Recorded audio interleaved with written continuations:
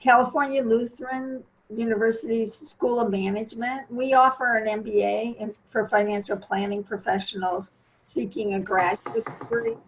The MBA helps financial advisors pursue maybe a leadership position or grow and help helping financial advisors grow their financial planning practice by deploying advanced financial planning, effective client communication and counseling, streamlined practice management, as well as leveraging fintech.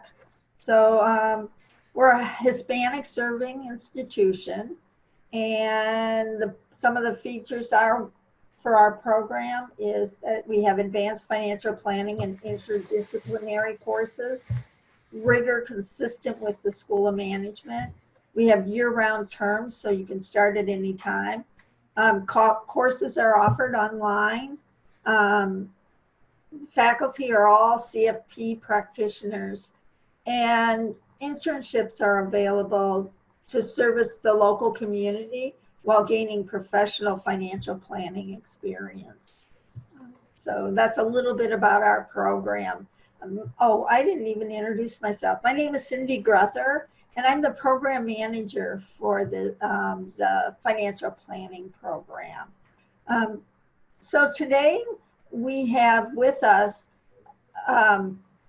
Michael Panesis. Mike Panesis is what I call him.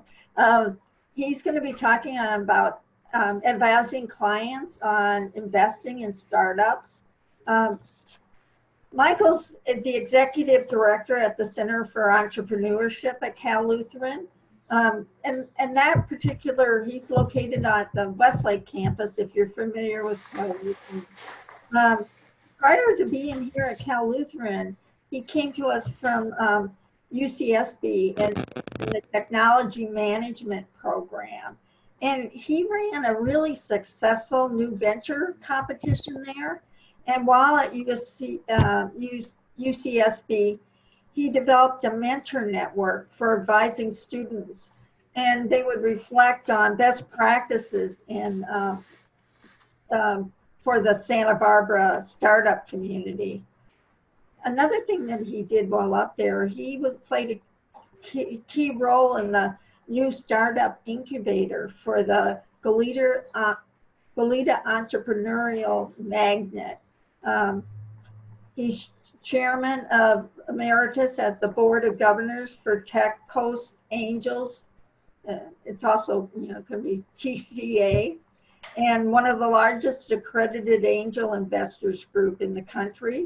And he's head of TCA Central Coast Investors Network and a founding member of the Santa Barbara Angel Alliance.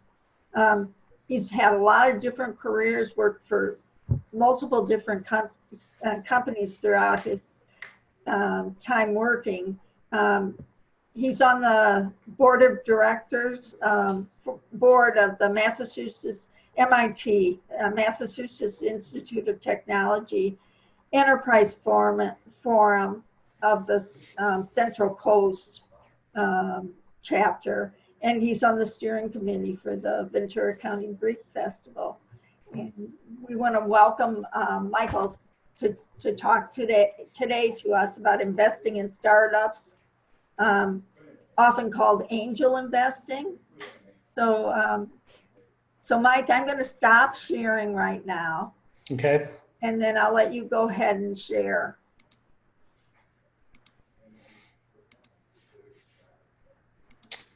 Okay, can you see my screen? Okay. Yeah. Well, thank you very much, Cindy, for that introduction. I want to let you know, first of all, I'm not a financial planner, I'm not an accountant, I'm not an attorney, but I'm gonna speak maybe like I sound like one. So take that with a grain of salt. I am an entrepreneur and an angel investor. I've been at Cal Lutheran for 5 years now. I got into angel investing about 10 years ago.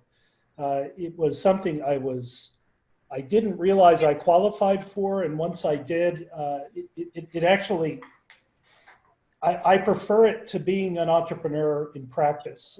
It's something that I really enjoy, and I like to tell others about. But angel investing is certainly not for everybody, and we'll talk about that. So let's start with the regulatory part first. All securities transactions are regulated by the SEC. Any stock, any securities is supposed to be listed with the SEC with exemptions. And it's those exemptions where angel investors live. The two most important, the one that I invest under typically is Rule 506B of Regulation D of the SEC. That rule does not require the registration of securities, provided that you don't do general solicitation, meaning that you can't advertise that you're raising money. And your investors need to be accredited. That's a really important term when it comes to angel investors. An accredited, it sounds like you have to take a test, and that's not the case. All it means is that angel investors either have income that exceeds the thresholds you see on your screen or the wealth threshold. And in my, to me, what this means is they just want to know that they take wealth as an indication that when you make a very risky investment, you know what you're doing, and you aren't going to sue if you don't get your money back. Up to 35 of your investors can be non-accredited, meaning that they don't meet the wealth threshold. That's to make room for your friends and family who want to invest.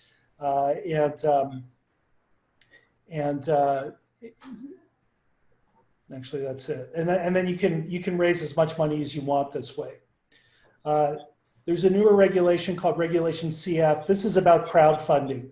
I won't go through all of these rules, but this happened during the Obama administration, where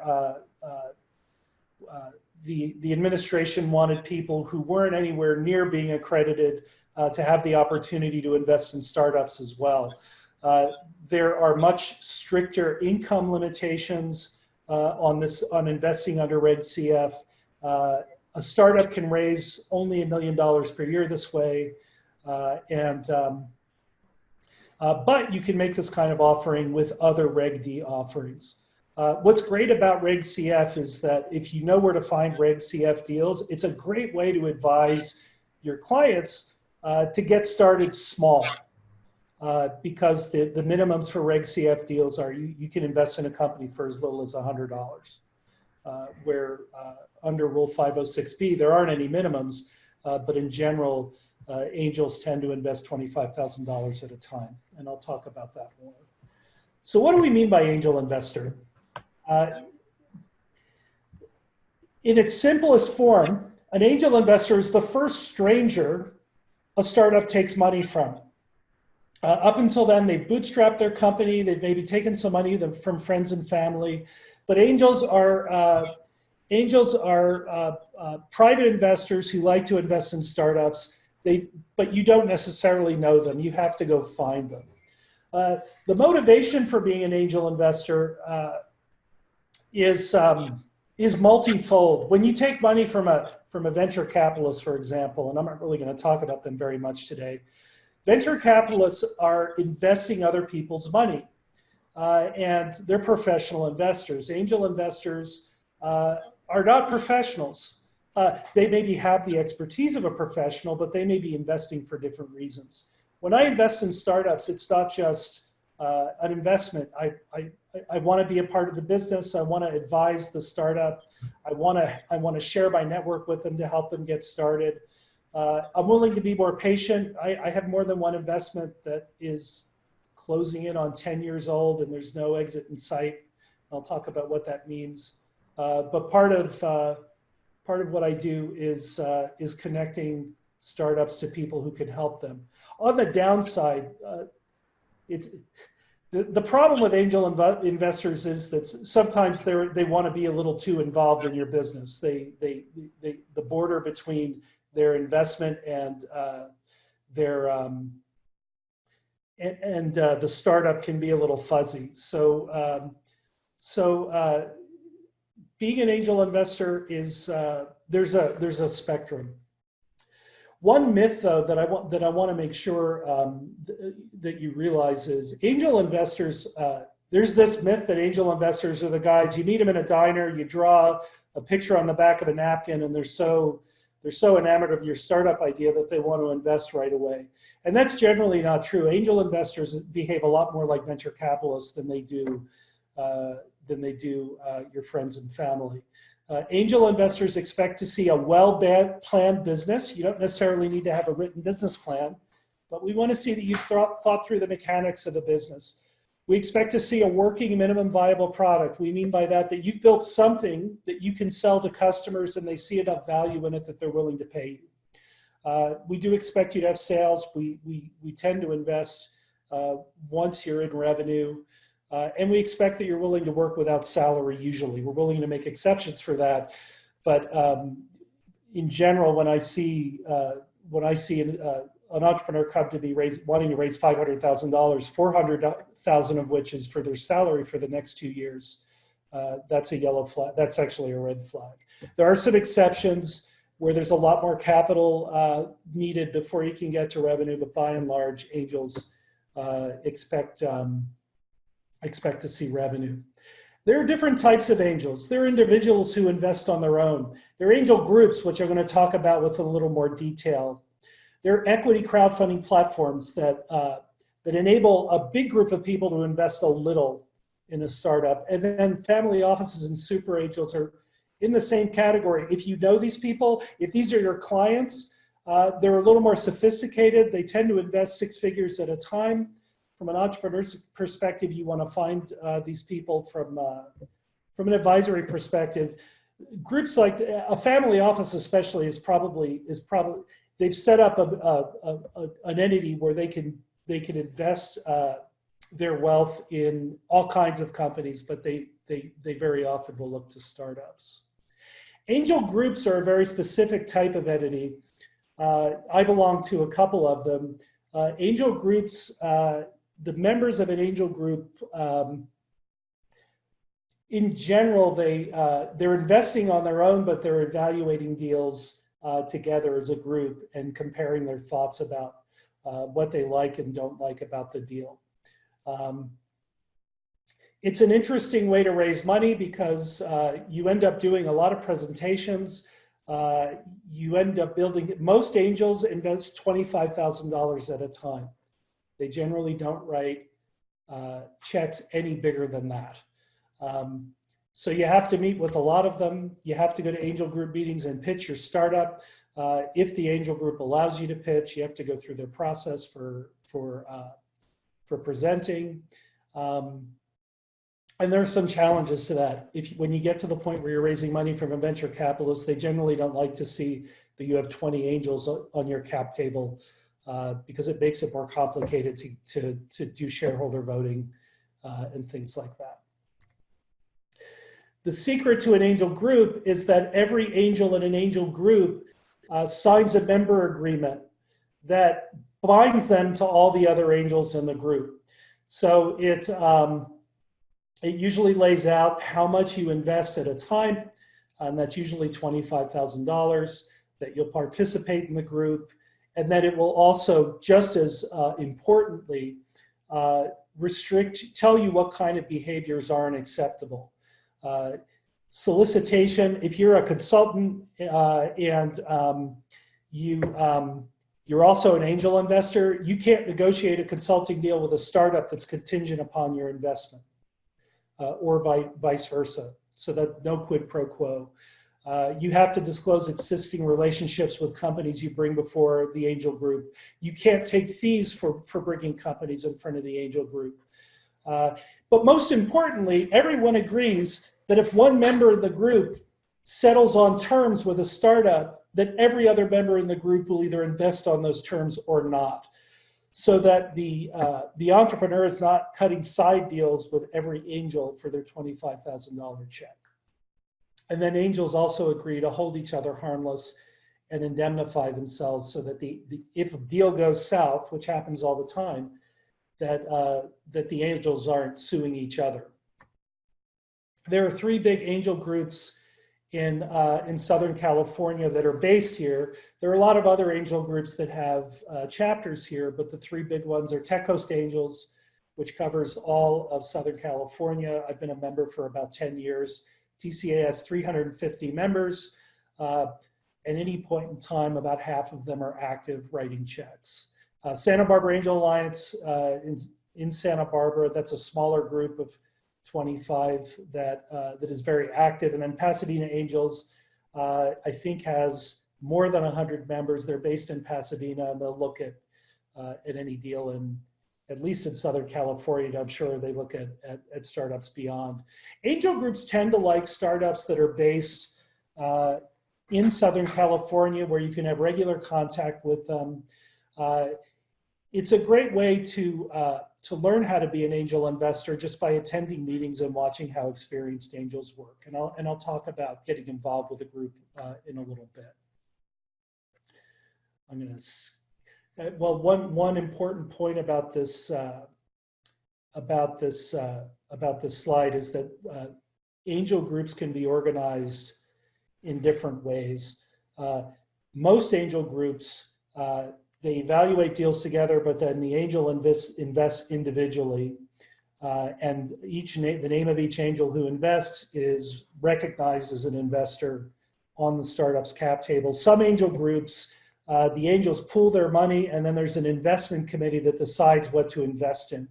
So that's a more palatable type of arrangement if you're an angel who doesn't want to be directly involved in evaluating companies.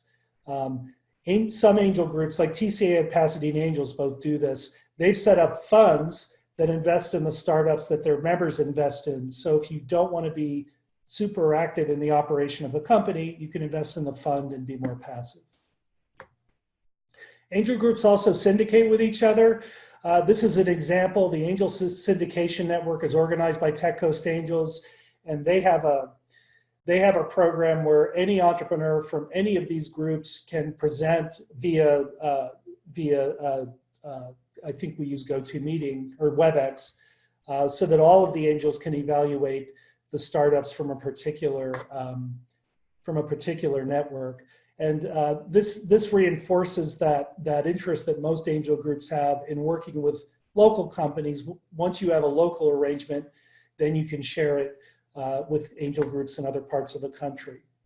The fundraising process for angel groups is complicated. It's not like a publicly traded stock. There's a lot more. You can invest without doing any due diligence, but it really behooves you to dive under the covers and learn a lot more about the startup. So anyone who's thinking about being an angel investor has to be prepared for that. You either need to be actively evaluating the business that you're thinking about investing in, or know someone who is, and be willing to take their word for the diligence that they do. Most angel deals are either for stock, usually preferred shares, or it's become a lot more common to do convertible debt, or a safe, simple agreement for future equity. Behaves very much like convertible debt. The reason why we've been doing convertible debt is the number one argument that investors get into with startups is over the valuation of the company. The entrepreneur aims high, the investor aims low, and it takes a lot of negotiation. Convertible debt kicks that discussion down the road. You typically agree on a valuation cap for what the shares are going to be, what the next equity round is going to be priced at. These are some of the documents that, unlike just buying stock, you're supposed to do due diligence in a publicly traded share. But when you're making a private investment, there will typically be a term sheet that outlines all of the covenants of the investment, a subscription agreement that legally binds you to acquire the shares, and then I still get paper stock certificates once a round is closed.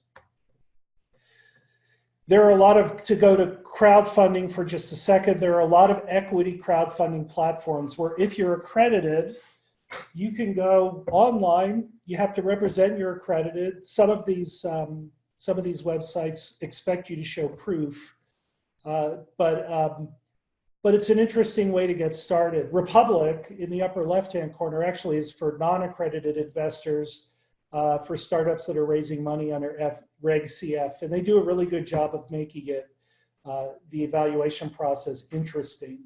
Micro Ventures buys private shares from employees of companies that have not gone public yet, and they resell them to accredited investors.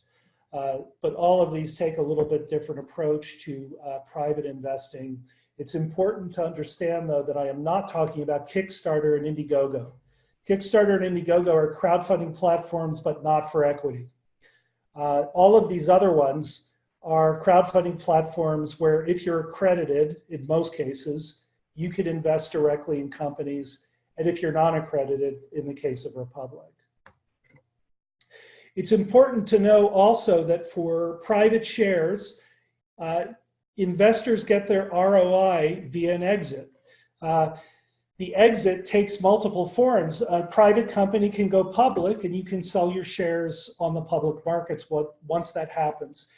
Ever since the last financial crisis, that hasn't happened as much because there's a lot more oversight of IPOs.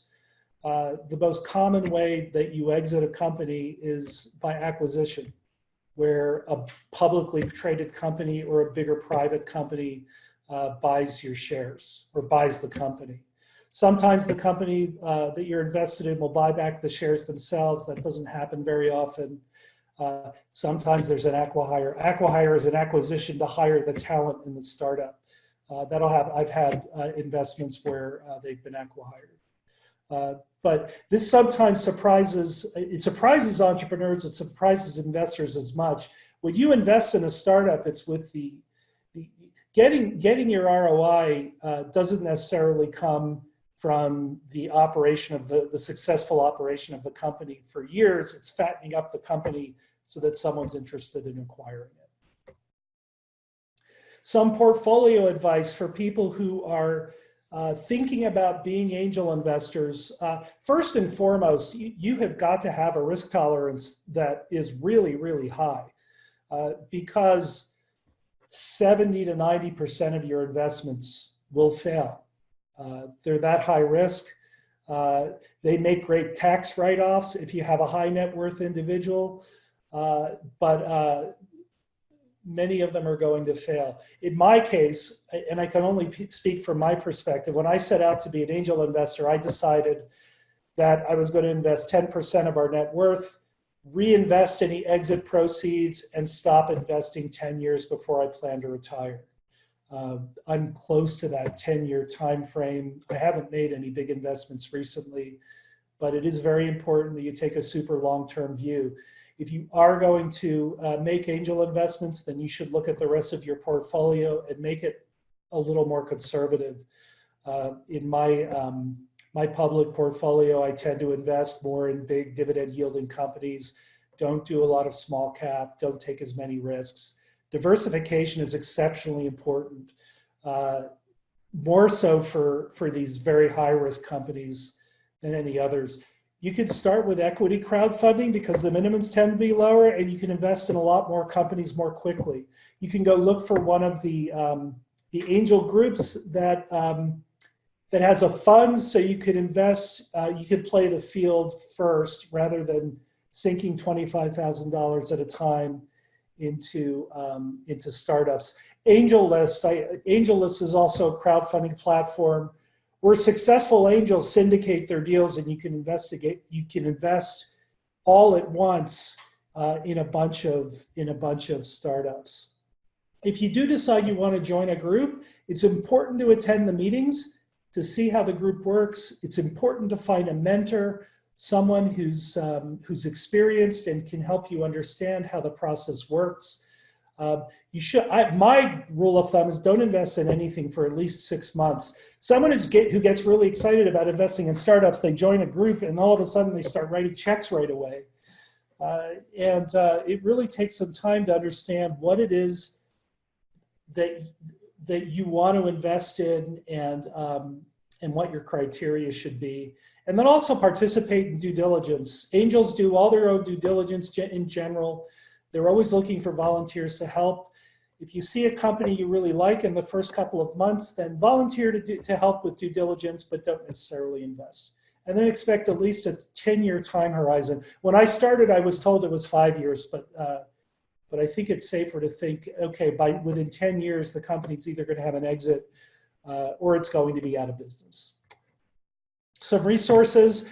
There's a group called the Angel Capital Association that it's the industry group for angel groups. They have a lot of good advice on their website about how to be an angel investor.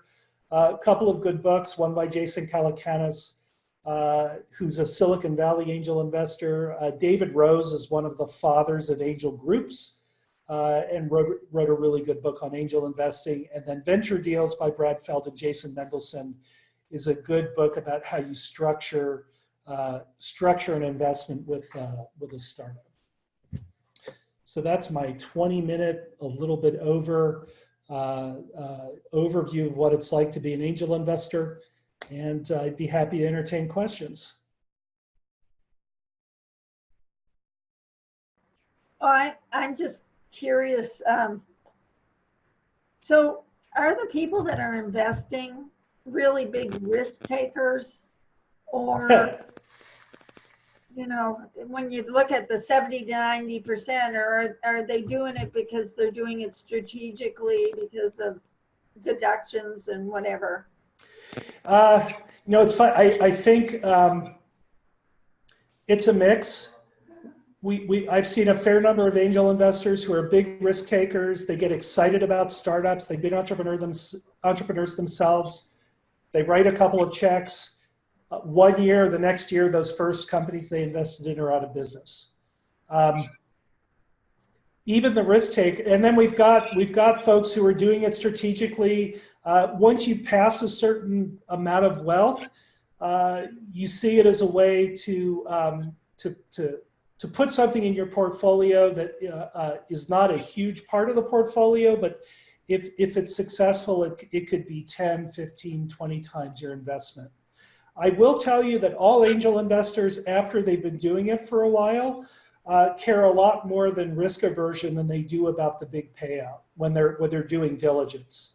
So they're looking for reasons why the company is going to fail as much as they are the payoff, because the idea always sounds great, but we look for evidence that you've got sales and that the sales are increasing, you have a pipeline of interested people. So risk aversion really is at the heart of the way an angel investor evaluates a startup. And is it the project or the company that's going to be starting out? Is that a big enticing thing in what they're doing, and you want to support whatever there's, is it the particular item that they're creating or whatever service or whatever? Yeah, it's a combination. I'll give you an example. One of my favorite investments right now is a company called Whistle. And it's an app that lets hotel guests text the front desk so that they don't need to pick up the phone and call and wait on hold. They now have 400 customers.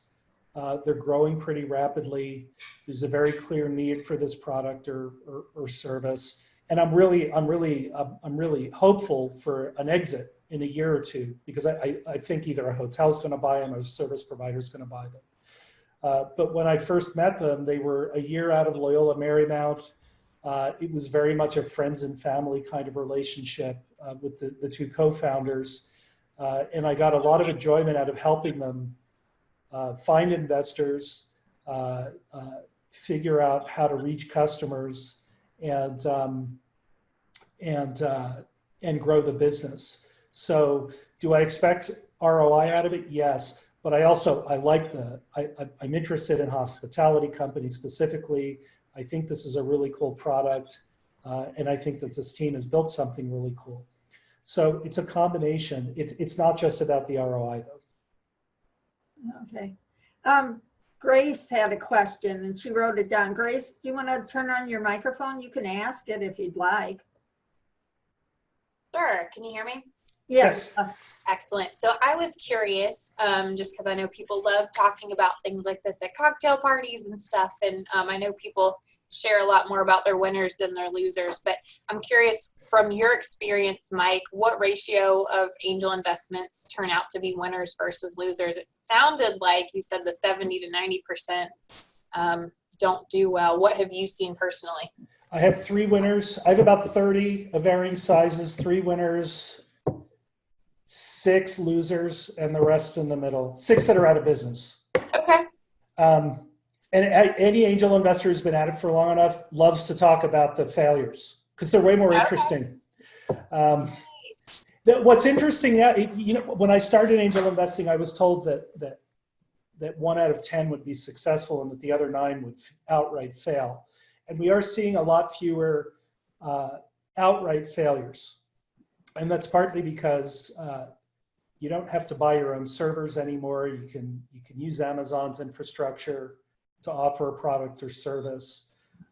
So what a lot of companies do is if they run into trouble, they just go dormant and they'll stay dormant for years, which from a financial planner's perspective, if you've got a potential tax write-off that you can't take because the company hasn't officially declared bankruptcy or just sent out an announcement that that they're out of business, it can be incredibly frustrating. I will say one more thing. You mentioned cocktail parties. I think some people do join a group like Tech Coast Angels so that they can say they're angel investors at a cocktail party. But it is really important if you're advising someone who wants to be an angel investor, that if it's been a year or 2 and they haven't found anything that they're interested in investing, it's really not fair to startups to say that you're an angel investor. You have to have the intent that you're going to invest, and you have to write the checks. That makes sense. So entrepreneurs call angel investors who don't invest, they say they have T-Rex arms. So thank you. You're welcome.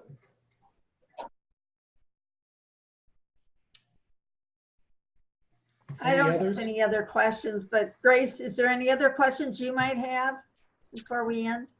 Not off the top of my head. I'm sure if I waited long enough, I could think of something, but I think I'm good for now. Yeah, if you have any other questions, Grace, please feel free to reach out to me, and my email address is on the website. Cindy knows where to find me. Yeah. Excellent. Thank you so much. You're quite welcome.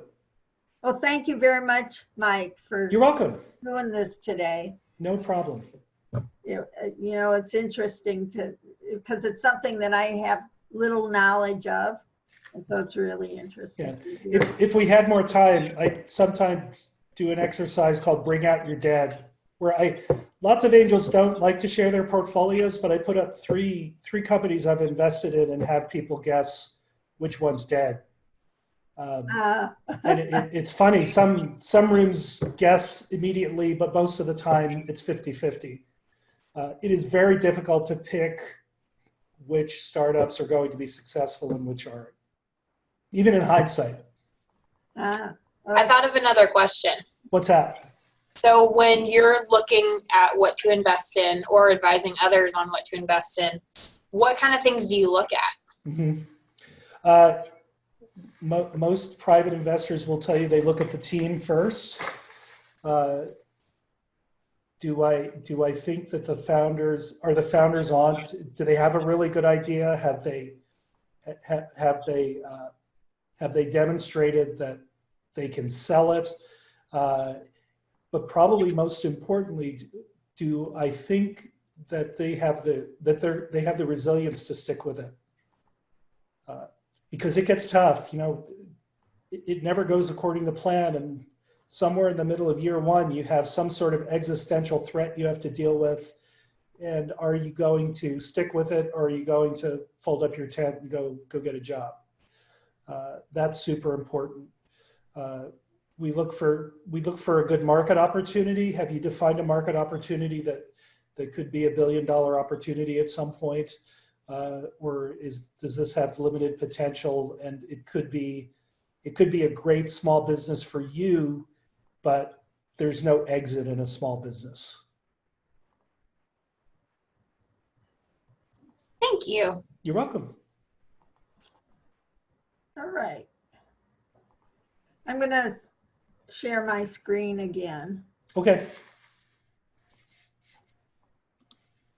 So again, the webinar today, oh wait, you probably don't see it because I didn't hit the right button here. The webinar today was brought to you by the financial planning program here at California Lutheran University. If you're interested, you can attend an information session, and here's our contact number, and also a link to our website and stuff, and email address to contact clugrad@callutheran.edu. But thank you very much again, Mike, for Thanks, Cindy. taking the time to be here. And next week we have another webinar, and Ed Combs is going to be presenting, and it's going to be regarding financial infidelity. Ooh. Which is an interesting topic.